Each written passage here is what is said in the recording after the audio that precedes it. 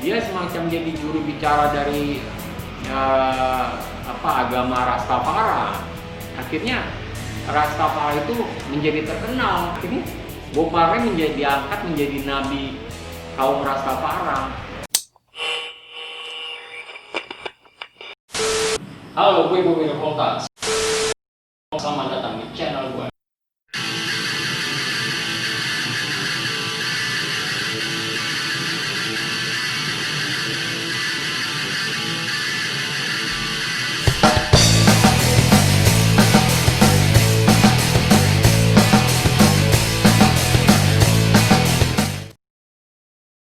Emancipate yourself from mental slavery. Learn yourself can free your mind. Halo, ketemu lagi kita bareng gue Bobby Revolta di acara konten Rebel Revolta Berliterasi. Itu tadi adalah lagu dari Bob Marley dari album yang terakhir, albumnya Uprising. Judulnya Redemption Song. Kisah tentang tidak ada seorang pun yang bisa memerdekakan diri kita dari penindasan mental kecuali kita sendiri. Lagu yang keren. Oh ya, ngomong gimana, kalian kangen kan sama gue? Enggak. Gue kangen. Gue yang selalu kangen sama kalian semua. Oke, di konten Rebel episode kali ini saya akan membahas legenda musik yang berasal dari Jamaika, Bob Marley. Bob Marley bernama lengkap Robert Nesta Marley. Dia dilahirkan pada 6 Februari 1945 dari seorang ibu berkulit hitam asli Jamaika bernama Cedella. Ayahnya tapi seorang kulit putih. Dia tuh seorang penjaga macam mandor perkebunan ya. Dari ayahnya itu bernama Noval Sinclair Marley. Bob Marley terlahir di Jamaika seperti yang saya bilang, tapi lebih khususnya lagi di kota kecilnya yang bernama Kingston. Di daerah lebih kecilnya lagi, maksudnya mungkin daerah desa kali ya, itu namanya Nine Miles. Itu wilayah kumuh, ghetto itu, atau banyak kemiskinan di situ. Maka sejak kecil kehidupan keluarga Bob Marley ini keras karena kemiskinan itu menerpa sehari-hari, dihadapi sehari-hari oleh keseharian keluarga mereka. Ayah Bob Marley itu juga kan seorang kulit putih ya, asal Inggris. Itu dengan menikah dengan seorang kulit hitam itu merupakan aib bagi keluarga besar ayahnya Bob Marley, yaitu Mr. Noval Sinclair. Dia tuh langsung kayak pergi meninggalkan Bob Marley dan keluarga gitu. Itu Bob Marley masih kecil. Nah, hidup dalam serba kekurangan dan kemiskinan itu membuat Marley itu mencari pelarian, dan satu-satunya klasik ya, pelariannya ke musik. Ya, dia kemudian berteman atau bersahabat dekat dengan sesama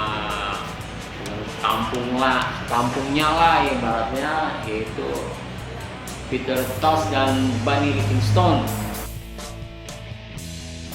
Membentuk band namanya The Wailers.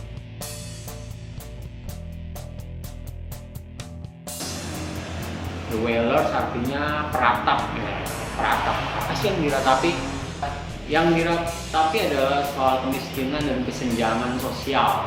Dan itulah yang kemudian menjadi tema-tema lagu dari The Wailers. Karir musik Bob Marley dan teman-temannya itu Peter Tosh dan Bunny Livingston semakin menanjak, tapi karisma seorang Marley yang paling bersinar. Akhirnya kedua temannya itu memutuskan pergi meninggalkan Bob Marley. Apa yang membuat musik Bob Marley melegenda dan Bob Marley itu sendiri melegenda? Pada masa-masa karir Bob Marley dengan bersama The Wailers itu pada sekitar pertengahan 60 dan akhir 60-an ya, mulai bersinar The Wailers dan Bob Marley itu di belahan dunia barat atau di dunia pada saat itu. Musisi yang sedang terkenal itu kan yang nomor satu tentu saja The Beatles ya. Kemudian karena waktu itu tahun 60-an juga masih lagi sedang hangat-hangatnya perang Vietnam. Ada seorang solois namanya Bob Dylan, yang mana mereka berdua itu adalah dari kulit putih ya. Tiba-tiba muncul seorang Bob Marley and the Wailers membawa musiknya yang berbeda nadanya, yaitu yang disebut dengan reggae. Dan lebih hebatnya lagi, seorang Bob Marley mempresentasikan orang Jamaika, orang dari negara dunia ketiga dan berkulit non kulit putih pula, kulit hitam. Dan itulah yang menjadi Bob Marley menjadi besar dan melegenda dan dianggap mewakili suara-suara dari kaum orang yang tersisihkan atau tertindas.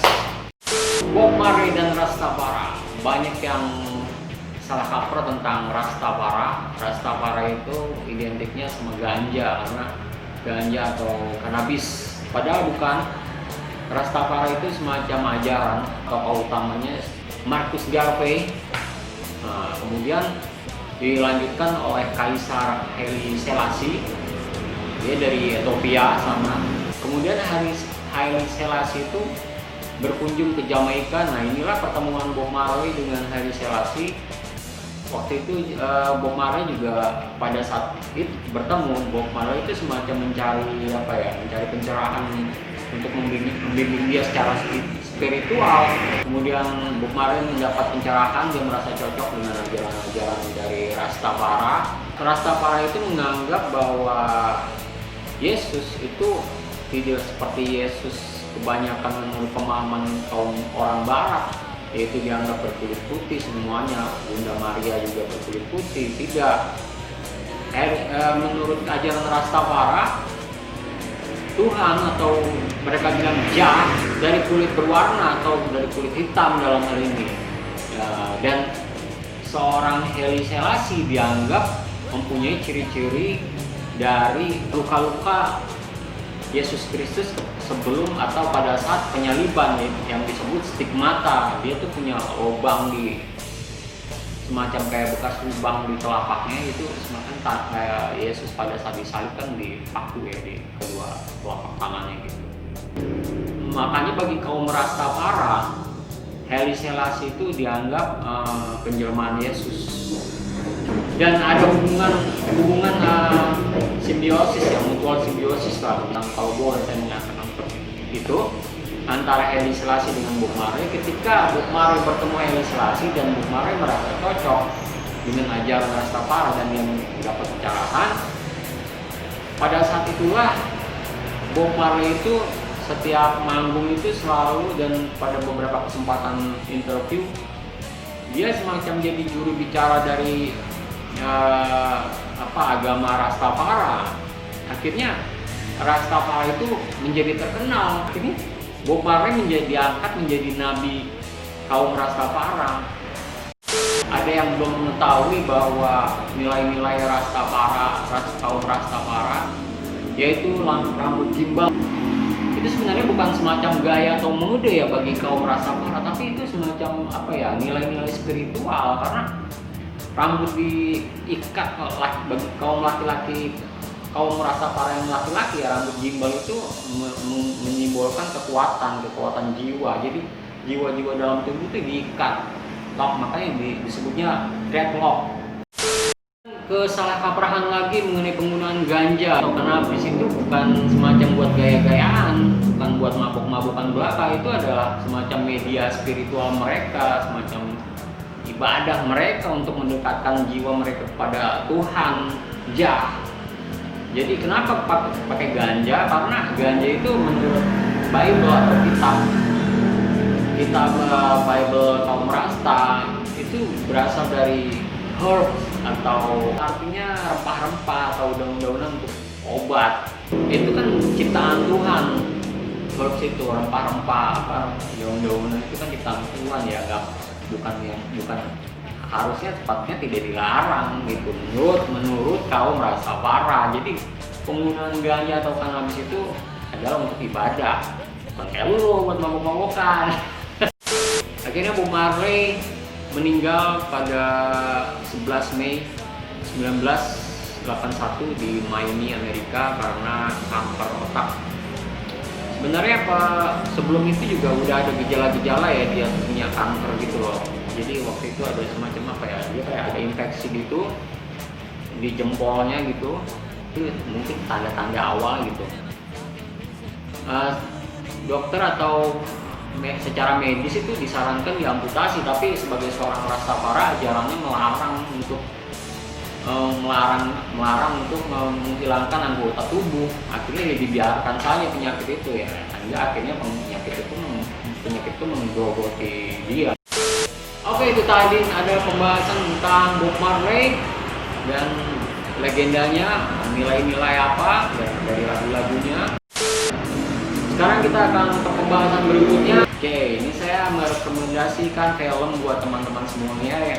Adalah sebuah film berjudul Captain Fantastic.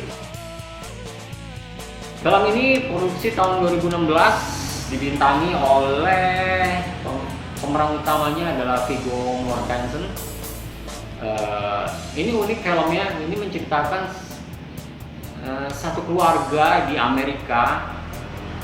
Mereka tuh menolak sistem-sistem yang berlaku di Amerika sebagai negara kapitalis dan semua bergantung pada sistem ekonomi kapitalis. Semua dinilai dari uang dan harus dibeli, sistem pasar yang berlaku. Mereka menolak itu semua, mereka tinggal di alam liar, di hutan. Tapi hebatnya mereka literasinya tuh. Nah, si bapak ini, si Viggo Mortensen itu mendidik anak-anaknya dengan mandiri gitu. Tapi hebatnya nggak kalah sama anak-anak lain yang sekolah formal, malah lebih hebat. Uniknya lagi, keluarga ini merayakan juga kayak tokoh-tokoh ulang tahun, tokoh-tokoh pemikir, kayak misalnya mereka tuh merayakan hari kelahiran Noam Chomsky. Nah, plot twistnya adalah ketika si ibunya meninggal, mereka tuh harus mengikuti acara penguburan. Padahal si ibunya itu keluarga besar ibunya itu penganut Kristen, sedangkan mereka itu nggak tahu ya, nggak ada agama sih, cuma mereka tuh mempraktekkan Buddhisme gitu. Dan menurut si Viggo, si bapak, itu pesan terakhir dari istrinya itu inginnya dibakar dan albumnya itu disebar di toilet. Karena mereka berpikir itu dengan disebar di toilet itu akan menjadi makanan dari ikan ataupun lain, dan kemudian akan membentuk semacam rantai kehidupan, jadi daur ulang begitu, lebih manfaat seperti itu. Oke, segmen berikutnya adalah rekomendasi buku. Buku yang sekarang saya rekomendasi kepada teman-teman adalah karya Pramudia Anantatur. Tapi mungkin teman-teman yang banyak yang tahu, yang paling terkenal adalah Tetralogu ya, yang kemarin juga belum lama ini dibikin satu novelnya itu dibikin film, yaitu Bumi Manusia. Ada buku lain yang menarik menurut saya, yaitu berjudul Sekali Peristiwa di Banten Selatan. Buku ini ditulis tahun 58 ya, berlatar belakang di Banten Selatan. Jadi tebakan saya sih dibayar ya, karena ada bekerja di tambang batu bara. Ini menceritakan Indonesia itu masih dalam rongrongan Darul Islam negara yang pemberontak yang mendirikan negara Islam. Yang kemudian ada seorang kepala desa atau lurah gitu ya, Jarok kalau di Banten disebutnya, itu menarik pajak yang tinggi kepada masyarakatnya. Dan mereka si Jarok itu menggunakan agama untuk keperluan kepentingannya itu. Ternyata selain untuk memperkaya diri, si Jarok itu ternyata anggota dari DI, dan semua pajak-pajak yang dia tarik dari masyarakat itu untuk perjuangan Darul Islam. Di sini kita bisa dapat gambaran juga, itu ada masa-masa itu musuh utama pemerintah adalah Darul Islam. Kemudian ada kenapa sih kok bisa pemuda waktu itu menciptakan juga sih pemuda itu ke dikirim ke daerah-daerah gitu. Ternyata itu ada program semacam namanya turun ke bawah. Jadi pemuda dari kota Jakarta khususnya gitu turun ke pelosok-pelosok negeri di Indonesia untuk membantu atau kerja bakti bareng rakyat di desa-desa pedalaman Indonesia. Oke, sekian dari saya. Terima kasih udah stay, udah menyaksikan terus, udah menyimak konten Rebel di episode kali ini. Sampai ketemu lagi di konten berikutnya. Salam dari saya, peace out, ciao.